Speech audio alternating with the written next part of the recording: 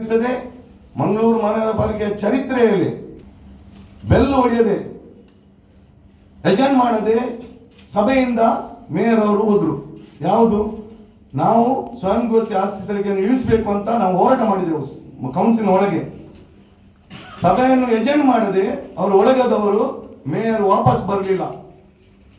ತನ್ನ 60 ಕಾರ್ಪೊರೇಟರ್ಸ್ಗಳು, ಅಧಿಕಾರಿಗಳು, ಮಾಧ್ಯಮ ಮಿತ್ರರು, ನೀವೆಲ್ಲರೂ ಇದ್ರಿ, ನೀವು ಸಾಕ್ಷಿ, ಹೊರಗೆ ಬರಲಿಲ್ಲ. ಅಲ್ಲಿ ಚೇಂಬರ್ ಅಲ್ಲಿ ಎಜೆಂಡ್ ಮಾಡಿ ಹೋದ್ರು. ಯಾಕಂದ್ರೆ ಟ್ಯಾಕ್ಸಿನ ಬಗ್ಗೆ ಅವರಿಗೆ ಚರ್ಚೆ ಮಾಡಲಿಕ್ಕೆ ಸಾಧ್ಯವೇ ಇಲ್ಲ.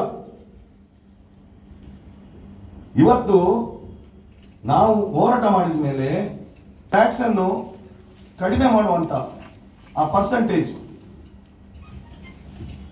ಅದಕ್ಕೆ ಸದನದಲ್ಲಿ ಸಾಮಾನ್ಯ ಸಭೆಯಲ್ಲಿ ನಾವು ಮೇಯರ್ಗೆ ಸಂಪೂರ್ಣ ಅಧಿಕಾರವನ್ನು ಕೊಟ್ಟೆವು. ಏನ್ ಮಾಡಿದ್ರು? ಅವರು ಹೇಳಿದ್ರು ಸೀನಿಯರ್ ಕಾರ್ಪೊರೇಟರ್ಸ್ ಕರೆದು ಸಭೆ ಮಾಡಿ ನಾವು ಡಿಸ್ಕಸ್ ಮಾಡಿ ಸರ್ಕಾರಕ್ಕೆ ಕಳಿಸುವ. ಯಾವ ಸಭೆಯಲ್ಲಿ? ಕಳೆದ ಸಭೆಯಲ್ಲಿ. ಆಗ ನಾನು ಎದ್ದು ನಿಂತು ಹೇಳಿದೆ, ಈಗಲೇ ಮಾಡುವ, ಈಗಲೇ ಪಾಸ್ ಮಾಡುವ, ಮತ್ತೆ ಪ್ರೊಸೀಡಿಂಗ್ಸ್ ಅಲ್ಲಿ ಹಾಕುವ. ಮೊನ್ನೆ ಇವರು ಸಭೆ ಮಾಡಿದ್ರು. ಆವಾಗ ನನಗೆ ಆರೋಗ್ಯ ಸರಿ ಇಲ್ಲ ಇತ್ತು. ಹಾಗೆ ನಮ್ಮ ಮಾಜಿ ಮೇಯರಾದ ಶಶಿಧರ್ ರೆಡ್ಡಿ ಮತ್ತು ನಮ್ಮ ಹಿರಿಯ ಸದಸ್ಯರಾದ ಮಾಜಿ ವಿಪಕ್ಷ ನಾಯಕರಾದ ನವೀನ್ ಯೂಸುಫ್ ಅವರು ಆ ಸಭೆಗೆ ಹೋಗಿದ್ರು. 1% ಅಲ್ಲ, 0.1% ಕಮ್ಮಿ ಮಾಡುವಂತ ಒಂದು ಡಿಸಿಷನ್ ಅಲ್ಲಿ ಆಯಿತು. ಓಕೆ, ಅಲ್ಲಿ ರೆವಿನ್ಯೂ ಶಾರ್ಟೇಜ್ ಏನೋ ಅದರ ಬಗ್ಗೆ ಏನೋ ಡಿಸ್ಕಸ್ ಮಾಡಲಿಲ್ಲ. ಸದನದಲ್ಲಿ ಅವರು ಹೇಳಿದ್ರು ಏನು, ಒಂದು 3-4 ದಿವಸ ಬೇಕು, ಮತ್ತೆ ನಾವು ಪುನಃ ಸೇರುವ. ಓಕೆ, ಈಗ ಕಡಿಮೆ ಮಾಡುವಂತ ಆಲೋಚನೆ ಶಾಸಕರಿಗೆ, ಮೇಯರ್ ಅವರಿಗೆ ಬಂತು. ಯಾಕಂದ್ರೆ 6 ತಿಂಗಳಲ್ಲಿ ಇಲೆಕ್ಷನ್ ಉಂಟು. ನಾವು ಕಳಿಸಿದ್ದೇವೆ, ಸರ್ಕಾರ ಅವರದಿರುವುದು. ನಾವು 100% ಕಾಂಗ್ರೆಸ್ ಪಕ್ಷ ಬಡವರ ಕಾಳಜಿ ಇರುವಂತ ಪಕ್ಷ. ಕಾರ್ಪೊರೇಷನ್ ಬಗ್ಗೆ ಏನಾದ್ರು ಕಂಪ್ಲೇಂಟ್ ಮಾಡಬೇಕಾದ್ರೆ ಅಲ್ಲಿ PLO ವ್ಯವಸ್ಥೆ ಇಲ್ಲ. ನೀವು ಕಂಪ್ಲೇಂಟ್ ಮಾಡಿದ್ದು ಅದು ಸೀದಾ ಅಲ್ಲಿ ಎಲ್ಲಿ ಹೋಗ್ತಂದ್ರೆ ಗೊತ್ತಿಲ್ಲ, ಕಸದ ಬುಟ್ಟಿಗೆ ಹೋಗ್ಬೋದು. ಆದ್ಮೇಲೆ ಉದ್ದಿಮೆ ಪರವಾನಿಗೆ ಹೆಚ್ಚಳ ಮಾಡಿದ್ರು. 930 ಕುಟುಂಬಗಳಿಗೆ ಮನೆ ಕೊಡುವಂಥದ್ದು. ನಾವು ನಮ್ಮ ರಾಜ್ಯ ಸರ್ಕಾರ, ನಮ್ಮ ಸರ್ಕಾರ ಬಂದಂದಿನಿಂದ ಬಡವರಿಗೆ ಮನೆ ಕೊಡಬೇಕು, ಸೂರು ಕೊಡಬೇಕು. ಒಂದೇ ಒಂದು ಮನೆಯನ್ನು ಕೊಡ್ಲಿಕ್ಕೆ ಆಗಲಿಲ್ಲ. 930 ಮನೆಗಳು ಈಗಾಗಲೇ ಶಕ್ತಿನಗರದಲ್ಲಿ ಡಿಸ್ಟ್ರಿಬ್ಯೂಷನ್ ಆಗಿ ಏನಾಗಿದೆ, 4 ವರ್ಷದಲ್ಲಿ ಅದಕ್ಕೆ ಪ್ರಯತ್ನವೇ ಪಡಲಿಲ್ಲ. ಯಾಕಂದ್ರೆ ಬೇರೆಯವರಿಗೆ ಹೆಸರು, ಬೇರೆ ನಮ್ಗೆ ಹೆಸರು ಬರ್ಬಹುದಂತ. ಇದರಲ್ಲಿ ಹೆಸರಿನ ವಿಷಯ ಅಲ್ಲ. ಬಡವರಿಗೆ ಒಂದೇ ಒಂದು ಮನೆ ಕೊಡ್ಲಿಲ್ಲ ಅವರು. 5,000 ಅಪ್ಲಿಕೇಶನ್ಗಳು ಪೆಂಡಿಂಗ್ ಉಂಟು. ಒಳಚರಂಡಿ ವ್ಯವಸ್ಥೆ, ಮಂಗಳೂರು ನಗರ ಸ್ಮಾರ್ಟ್ ಸಿಟಿ ಆಗಿದೆ. ಎಲ್ಲಿ ಹೋದ್ರು ಸಹ ನಿಮಗೆ ಕನೆಕ್ಟಿಂಗ್ ರೋಡ್ ಅಲ್ಲಿ ಹೋಗ್ಲಿಕ್ಕೆ ಸಾಧ್ಯ ಇಲ್ಲ, ಮೇನ್ ರೋಡ್ ಅಲ್ಲಿ ಸಹ ಹೋಗ್ಲಿಕ್ಕೆ ಸಾಧ್ಯ ಇಲ್ಲ. ಎಲ್ಲ ಸೀವೇಜ್ ಓವರ್ಫ್ಲೋ.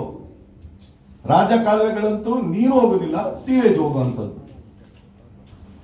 ನಾವು ಎಲ್ಲ STPಗೆ ಭೇಟಿ ಕೊಟ್ಟೆವು. ಭೇಟಿ ಕೊಟ್ಟಾಗ ನಮಗೆ ದಿಗ್ಭ್ರಮೆ ಆಯಿತು. ಏನು ಸೀವೇಜ್ ಬರ್ತದೆ ಅಲ್ಲಿಂದ ಸೀದಾ ನದಿಗೆ ಬಿಡುವಂತ. ಆವಾಗ ನಾವು ಎಚ್ಚರಿಸಿದೆವು, ಈಗೀಗಾಗಿದೆ. STP ಕೆಲಸ ಸ್ಟಾರ್ಟ್ ಆಯಿತು. ಬಜಾರ್ STP ಕಂಪ್ಲೀಟ್ ಮಾಡಿದ್ರು. ಈಗ 2 STP ಪಚ್ಚನಾಡಿ, ಸುರತ್ಕಲ್ ಅದೇ ಪರಿಸ್ಥಿತಿ. STPಗಳು ನಡೆಯುವುದಿಲ್ಲ. ಹೇಗೆ ನಡೆಯುವುದು? ಇವರ ಟ್ರಂಕ್ ಲೈನ್ ಅಲ್ಲಿ ಇವತ್ತು ಸೀವೇಜ್ ಹೋಗುವಂತ, ನಮ್ಮ ನೆಟ್ವರ್ಕ್ ಲೈನ್ ಇಂದ ಹೋಗುವಂತ ಟ್ರಂಕ್ ಲೈನ್, ಆದ್ರೆ 12 ಫೀಟ್ ನೀರು ನಿಲ್ಲುವಂಥದ್ದು. ಮತ್ತೆ ಎಲ್ಲಿಗೆ? ರಾಜಕಾಲುವೆಗೆ ಕೊಡುವಂಥದ್ದು, ಹೋಗುದು ಓವರ್ಫ್ಲೋ ಆಗಿ. ಸಂಪೂರ್ಣ ಡ್ರೈನೇಜ್ ವ್ಯವಸ್ಥೆ ಫೇಲಿಯರ್. ಇಲ್ಲಾದ್ರೂ ಹಂಪನಕಟ್ಟೆಯಿಂದ ಇಲ್ಲಿ ಬರಬೇಕಾದ್ರೆ 3/4 ಗಂಟೆ. ನಮ್ಗೆ ಇಲ್ಲಿಗೆ ಮುಟ್ಬೇಕು, 2 ಕಿಲೋಮೀಟರ್ ಹೋಗ್ಬೇಕಾದ್ರೆ 3/4 ಗಂಟೆ ಬೇಕು. ಇವತ್ತೊಂದು ನಮ್ಮ ಟ್ರಾಫಿಕ್ ಸಮಸ್ಯೆ, ಅದರ ಬಗ್ಗೆ ಚಕಾರ ಎತ್ತುದಿಲ್ಲ, ವಿಚಾರವೇ ಇಲ್ಲ. ಪ್ರತಿ ತಿಂಗಳು ಟ್ರಾಫಿಕ್ ಮೀಟಿಂಗ್ ಮಾಡಬೇಕು. ನಮ್ಮ ಮೇಯರ್ ಅವರು ಅವರ ಅವಧಿಯಲ್ಲಿ 2 ಬಾರಿ ಮಾಡಿದ್ದಾರೆ ಕಾಟಾಚಾರಕ್ಕೆ. ಮೊನ್ನೆ ಒಂದು ಸಭೆ ನಡೆಯಿತು, ಟ್ರಾಫಿಕ್ ಡಿಸಿಪಿ ಅವರು ಎಲ್ಲವನ್ನು ಕಾರ್ಪೊರೇಷನ್ಗೆ ಬ್ಲೇಮ್. ಮಂಗಳೂರು ಮಹಾನಗರ ಪಾಲಿಕೆ ತಪ್ಪು, ಪಾರ್ಕಿಂಗ್ ಇಲ್ಲ, ಸಿಂಹ ಎಲ್ಲಿ ತೋರಿಸಿ, ಎಲ್ಲವನ್ನು ಪ್ರತಿ ಕಾರ್ಪೊರೇಟರ್ಸ್ ಅವರು ಕ್ವಶನ್ ಹೇಳಿದ್ದಕ್ಕೆ ಡಿಸಿಪಿ ಅವರ ಆನ್ಸರ್ ಮಂಗಳೂರು ಮಹಾನಗರ ಪಾಲಿಕೆಯಿಂದ ಈ ಟ್ರಾಫಿಕ್ ಸಮಸ್ಯೆ ಅಂತ. ಯಾಕೆ ರೆವಿನ್ಯೂ ಜನರೇಟ್ ಮಾಡಿ ಜನರಿಗೆ ಈ ಟ್ಯಾಕ್ಸ್ಗಳನ್ನು ಪ್ರತಿ ವರ್ಷ ನೀವು ಜಾಸ್ತಿ ಮಾಡ್ತಿರೋ, ಆ ರೆವಿನ್ಯೂ ಜನರೇಟ್ ಮಾಡುವಂತ ಕೆಲಸವನ್ನು ಮಾಡ್ತಾ ಇಲ್ಲ. ಇಲ್ಲಿ ನೀರಿನ ದರ ಜಾಸ್ತಿ ಮಾಡಿ ಅದರಲ್ಲಿ ಕಾರ್ಪೊರೇಷನ್ ರದ್ದು ಮಾಡುವಂತ ಪರಿಸ್ಥಿತಿ ಬಂದಿದೆ. ಕಾರ್ಪೊರೇಷನ್ ಅಲ್ಲಿ ಏನಿಲ್ಲ.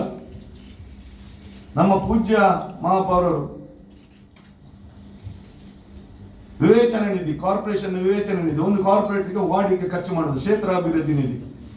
ನಿಮ್ಗೆ ಗೊತ್ತಿರ್ಬೋದು, ಎಲ್ಲ ಒಳ್ಳೊಳ್ಳೆ ನಮ್ಮ ಎಲ್ಲ ಪೇಪರ್ಗಳಲ್ಲಿ, ಎಲ್ಲ ಚಾನೆಲ್ಗಳಲ್ಲಿ ಮೇನ್ ಹೆಡ್ಡಿಂಗ್ ಮಂಗಳೂರು ಮಹಾನಗರ ಪಾಲಿಕೆ ಮೇಯರ್ ಅನೌನ್ಸ್ ಮಾಡಿದ್ದಾರೆ, ಕ್ಷೇತ್ರ ಅಭಿವೃದ್ಧಿ ನಿಧಿ ಇಷ್ಟು ಅನುದಾನ ಅಂತ. ಅದರಲ್ಲಿ ಒಂದೇ ₹1 ಇವತ್ತಿನವರೆಗೆ ಅವರು ನಿನ್ನೆದು ಕೊನೆಯ ಅವರ ಸಾಮಾನ್ಯ ಸಭೆ ಅವರಿಗೆ ಕೊಡ್ಲಿಕ್ಕೆ ಆಗಲಿಲ್ಲ. ಈ ವಿಚಾರವನ್ನು ನಾವು ತೆಗಿತೇವೆ ಅಂತ ಮೊನ್ನೆ ಇತಿಹಾಸದಲ್ಲಿ ಪ್ರಥಮ ಬಾರಿಗೆ 1984ರಿಂದ ಇವತ್ತಿನವರೆಗೆ ಅವರು 4 ಮಂದಿ ಇರುವಾಗ, ಪ್ರತಿಪಕ್ಷದ ನಾಯಕನವರೇ ಆದ ಗೌರವಾನ್ವಿತ ದಿವಂಗತ ನಾರಾಯಣ ಶೆಟ್ಟಿ ಅವರು 4 ಮಂದಿ 5 ಮಂದಿ ಇರುವಾಗ ನಾವು ಪದ್ಧತಿ ಪ್ರಕಾರ ನಡೆದಿದ್ದೇವೆ. ಇವತ್ತು ಅವರು ಸಾಮಾನ್ಯ ಸಭೆ ನಂತರ ಪತ್ರಿಕಾ ಹೇಳಿಕೆ ಕೊಡ್ತಾರೆ. ನಾವು ಒಂದು ಸ್ಪಷ್ಟವಾಗಿ ಹೇಳ್ತೇವೆ, ಅದು ನಮ್ಮ ಕಾರ್ಪೊರೇಟರ್ ಆಗಿ ಅಲ್ಲ, ನಮ್ಮ ನಾಯಕನಾಗಿ ಸಾರ್ವಜನಿಕ ಸ್ವತ್ತನ್ನು ಹಾಳು ಮಾಡುವವನಿಗೆ ವಿರುದ್ಧ ನಾವು ಖಂಡಿಸ್ತೇವೆ. ಅದಕ್ಕಾಗಿ ನಮ್ಮ ಸರ್ಕಾರ ಇದ್ದು ಕಾರ್ಪೊರೇಟರ್ ಮೇಲೆ FIR ಆಗಿದೆ.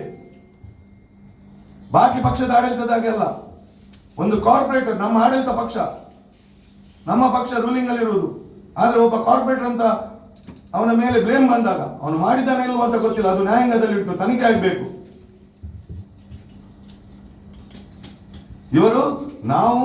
ಇವರ ಸಾಧನೆ ವಿರುದ್ಧ ನಾವು ಮಾತಾಡ್ಲಿಕ್ಕೆ ನಾವು ಪ್ರತಿಭಟನೆ ಮಾಡುವಾಗ ಇವರು ಕಲ್ಲು ಬಿಸಾಡಿದ ಪೇಪರ್ಗಳನ್ನು ತಂದು ನಾವು ಇದು ಸರಿ ಅಂತ, ಸರಿಯೇ ಅಲ್ಲ. ಒಂದು ಪ್ರತಿಭಟನೆ ನಡೆಯುವಾಗ ಶಾಂತಿಯುತ ಪ್ರಜಾಪ್ರಭುತ್ವದಲ್ಲಿ ಪ್ರತಿಭಟನೆ ಮಾಡುವುದು ನಮ್ಮ ಹಕ್ಕು. ನಾವು ಪ್ರತಿಭಟನೆ ಮಾಡಿದ್ದೇವೆ, ಆದ್ರೆ ಬಸ್ಸಿಗೆ ಕಲ್ಲು ಬಿದ್ದಂತದ್ದು ಅದೀಗ ಪೊಲೀಸ್ ಕೇಸ್ ಆಗಿದೆ. ಅವರು ಬಿಸಾಡಿದರೆ ಇಲ್ವ ಅಂತ ಗೊತ್ತಿಲ್ಲ, ಅದು ತನಿಖೆಯಾಗಿ ಇನ್ನು ಕೋರ್ಟಲ್ಲಿ ಏನಾಗ್ತದೆ ಗೊತ್ತಿಲ್ಲ. ಅದಕ್ಕೆ ನಾವು ಸಪೋರ್ಟ್ ಮಾಡುವುದಿಲ್ಲ, ನಾವು ಖಂಡಿಸ್ತೇವೆ. ಆದ್ರಿಂದ ಇವತ್ತು 4 ವರ್ಷದ ಇವರ ಬಿಜೆಪಿಯ ದುರಾಡಳಿತ ಮಂಗಳೂರು ನಗರದ ಜನರಿಗೆ ಎಲ್ಲ ರೀತಿಯ ಸಮಸ್ಯೆ ಆಗಲಾಗಿದೆ. ನಾನು ಕೆಲವನ್ನೆಲ್ಲ ಬಿಟ್ಟೆ, ಯಾಕಂದ್ರೆ ತುಂಬಾ ಹೊತ್ತು ನಾವು ಮಾತಾಡಿದ್ದೇವೆ. ಆ ಗೇಲ್ ಗ್ಯಾಸ್ ಈಗ ಸಹ ಒಂದು ಏನ್ ನಮ್ಗೆ ಅದರ ವಿಚಾರವೇ ಗೊತ್ತಾಗ್ತಿಲ್ಲ. ಮಂಗಳೂರು ಮಹಾನಗರ ಪಾಲಿಕೆ ಆರ್ಥಿಕ ದಿವಾಳಿಯಾಗಿದೆ. ಇಲ್ಲಿ ಗೇಲ್ ಗ್ಯಾಸ್ನವರು ಮನೆಗೆ ಬಂದು ಗೇಲ್ ಗ್ಯಾಸ್ನ ಪೈಪ್ ಅನ್ನು ಎಲ್ಲ ನಿಮ್ಮ ಎಲ್ಲಿಗೆ ಗ್ಯಾಸ್ ಬರಬೇಕು ಕಿಚನ್ಗೆಲ್ಲ ತೂತು ಮಾಡಿ ಕಂಪೌಂಡ್ ಒಳಗೆಲ್ಲ ಪೈಪ್ ಲೈನ್ ಮಾಡಿದ್ದಾರೆ. ಆದ್ಮೇಲೆ ಅಲ್ಲಿಗೆ ಗ್ಯಾಸ್ ಹೇಗೆ ಬರ್ತದೆ ಅಂತ ದೇವರಿಗೆ ಗೊತ್ತು. ಗ್ಯಾಸಿನ ಮೇನ್ ಪೈಪ್ ಲೈನ್ ಇಡೀ ಮಂಗಳೂರು ಮಹಾನಗರ ನಗರದ ಮೇನ್ ರೋಡ್ಗಳನ್ನು ತೆಗೆದು ಅದರಲ್ಲಿ ಡ್ರೈನೇಜ್ ಸಿಸ್ಟಮ್ ಹಾಳಾಗಿದೆ. ಅದು ಡ್ಯಾಮೇಜ್ ಆದದನ್ನು ಸರಿ ಕೂಡ ಮಾಡಲಿಲ್ಲ, ರೆಸ್ಟೋರೇಷನ್ ವರ್ಕ್ ಆಗಲಿಲ್ಲ. ಈಗ ಕೆಲಸವನ್ನು ನಿಲ್ಲಿಸಿದ್ದಾರೆ. ಅವರು ಕೆಲಸ ನಿಲ್ಲಿಸಕ್ಕೆ ಎಲ್ಲೋ ಹೋಗಿ ಮಂಗಳೂರು ಮಹಾನಗರ ಪಾಲಿಕೆ ಆಚೆ ಪಂಚಾಯತ್ ಪ್ರದೇಶದಲ್ಲಿ ಕೆಲಸ ಮಾಡ್ತಾ ಇದ್ದಾರೆ. ಮಾಡಿದಾಗ ನಮ್ಮ ಮೇನ್ ಲೈನ್ ಅನ್ನು ತುಂಡು ಮಾಡಿ 3 ದಿವಸ ನಗರಕ್ಕೆ ನೀರಿಲ್ಲದ ಹಾಗೆ ಮಾಡಿದ್ರು. ಅಂದ್ರೆ ಕೋಆರ್ಡಿನೇಷನ್ ಇಲ್ಲ, ಅಧಿಕಾರಿಗಳಿಗೆ ಮತ್ತು ಬೇರೆ ಡಿಪಾರ್ಟ್ಮೆಂಟ್ಗೆ ಕೋಆರ್ಡಿನೇಷನ್ ಇಲ್ಲ. ಮಾರ್ಕೆಟ್ ನಾನು ಮರೆತು ಬಿಟ್ಟೆ. ಸ್ಮಾರ್ಟ್ ಸಿಟಿಯ ಉದ್ದೇಶ, ಒಂದು ಸ್ಮಾರ್ಟ್ ಸಿಟಿ, ಒಳ್ಳೆ ಸಿಟಿಯಲ್ಲಿ ಮಹಾನಗರ ಪಾಲಿಕೆಯಲ್ಲಿ ಒಳ್ಳೆಯ ಮಾರ್ಕೆಟ್ಗಳಿರಬೇಕು. ಮಾರ್ಕೆಟ್ಗಳ ಪರಿಸ್ಥಿತಿ, ಆ ಸುರತ್ಕಲ್ ಮಾರ್ಕೆಟ್ ಅಂತೂ ಸ್ಟೇಟ್ ನ್ಯೂಸ್ ಆಗಿ ಹೋಗಿತ್ತು. ಮಾರ್ಕೆಟ್ ಅಲ್ಲ, ಸ್ಟೇಟ್ ನ್ಯೂಸ್, ಅದು ಒಳ್ಳೆ ಮಾರ್ಕೆಟ್ ಅಂತಲ್ಲ, ಅದನ್ನು ಕಂಪ್ಲೀಟ್ ಮಾಡಲಿಲ್ಲ. ನಮ್ಮ ಕಂಕನಾಡಿ ಮಾರ್ಕೆಟ್ ಪಾಪ ನವೀನ್ ಡಿಸೋಜ್ ಅವರವರು ಪ್ರಯತ್ನ ಪಟ್ಟು ಅದನ್ನು ಅದ್ರ ಹಿಂದೆ ಬಿದ್ದು ಗೊಬ್ಬೆ ಹೊಡೆದು ಈಗ ಕೆಲಸ ನಿಂತಿದೆ. ಕದ್ರಿ ಮಾರ್ಕೆಟ್ ಇಲ್ಲಿ ಬದಿಯಲ್ಲಿ ಎಲ್ಲ ರೆಡಿಯಾಗಿ ಉಂಟು, ಯಾಕೆ ಓಪನ್ ಆಗುದಿಲ್ಲ ಅಂತ ಮೇಯರ್ ಅವ್ರನ್ನ ಕೇಳಬೇಕು, ಅವ್ರು ಸಾಧನೆ ಮಾಡಿದವರು. ಪೂರ್ವ ಮಾರ್ಕೆಟ್, ಜಲಸಿರಿ, ಪ್ರತಿ ಸಭೆಯಲ್ಲಿ ನಮ್ಮ ಹಿರಿಯ ಮಾಜಿ ವಿಪಕ್ಷ ನಾಯಕರಾದ ವಿನಯ್ ರಾಜ್ ಅವರು ಪ್ರತಿ ಸಭೆಯಲ್ಲಿ ಜಲಸಿರಿ ಬಗ್ಗೆ ಅಷ್ಟು ಡೀಟೇಲ್ ಆಗಿ ಮಾತಾಡಿದ್ರು.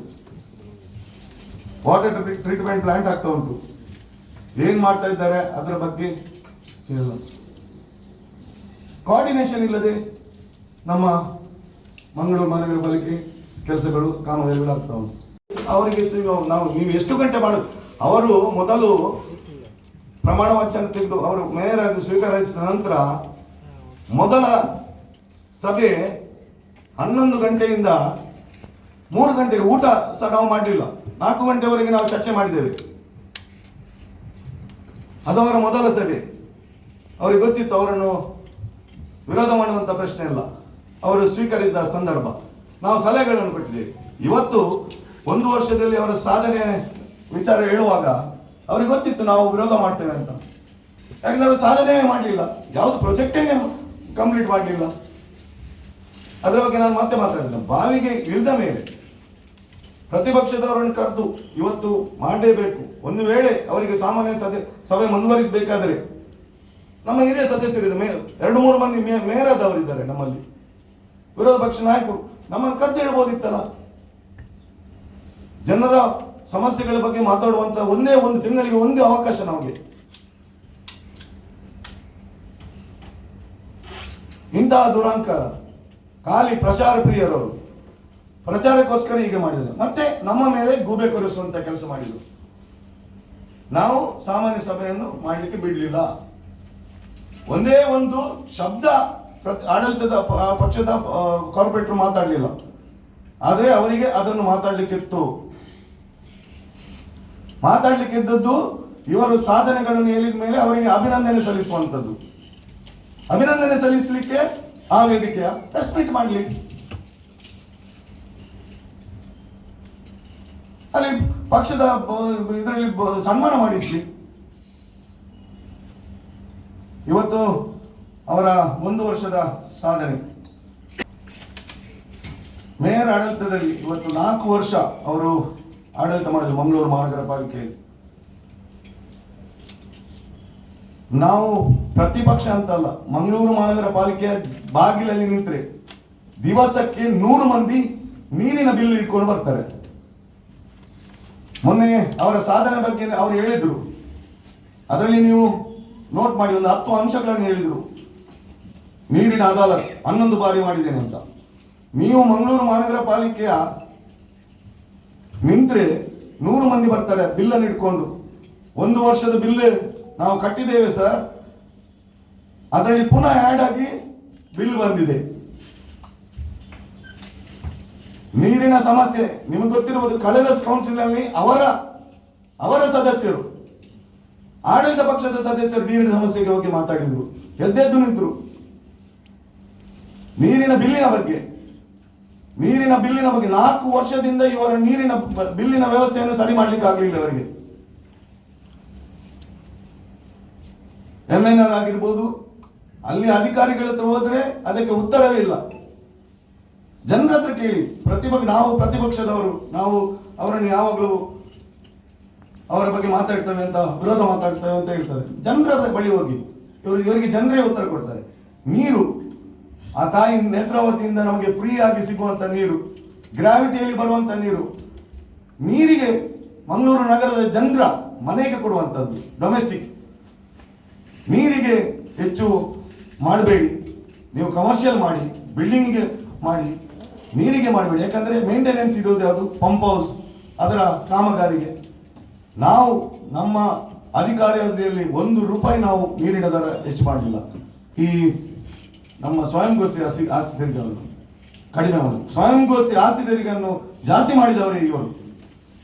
ನಾವು ಸ್ವಯಂ ಘೋಷಿತ ಆಸ್ತಿ ತೆರಿಗೆ ತುಳಸಿ ಕಟ್ಟೆಗೆ ಟ್ಯಾಕ್ಸ್ ಹಾಕ್ತೇವೆ ಅಂತ ಹೇಳುವಾಗ ನಮ್ಮನ್ನು ಟ್ಯಾಕ್ಸ್ ಹಾಕ್ತಾರಂತ ಕಾಂಗ್ರೆಸ್ನವರು ಹೇಳಿದ್ರು, ಬಿಜೆಪಿ ಅವರು ಹೇಳಿದ್ರು ಕಾಂಗ್ರೆಸ್ನವರು ಆಗ್ತಾರಂತ. ಆದರೆ ನಾವು ಸ್ವಯಂ ಘೋಷಿತ ಆಸ್ತಿ ತೆರಿಗೆ ಇಂಪ್ಲಿಮೆಂಟೇ ಮಾಡಲಿಲ್ಲ, 5 ವರ್ಷ ಮಾಡಲಿಲ್ಲ. ಬಿಜೆಪಿ ಆಡಳಿತ ಮಂಗಳೂರು ಮಹಾನಗರ ಪಾಲಿಕೆಗೆ ಯಾವಾಗ ಬರ್ತದೆ ಆವಾಗ ಟ್ಯಾಕ್ಸ್ ಜಾಸ್ತಿ ಆಗ್ತದೆ, ಟ್ರೇಡ್ ಲೈಸೆನ್ಸ್ ಶುಲ್ಕ ಜಾಸ್ತಿ ಆಗ್ತದೆ, ಘನ ತ್ಯಾಜ್ಯ ಶುಲ್ಕ ಜಾಸ್ತಿ ಆಗ್ತದೆ, ನೀರಿನ ಬಿಲ್ ಜಾಸ್ತಿ ಆಗ್ತದೆ. ನೀವು ರೆಕಾರ್ಡ್ ತೆಗೆದು ನೋಡಿ.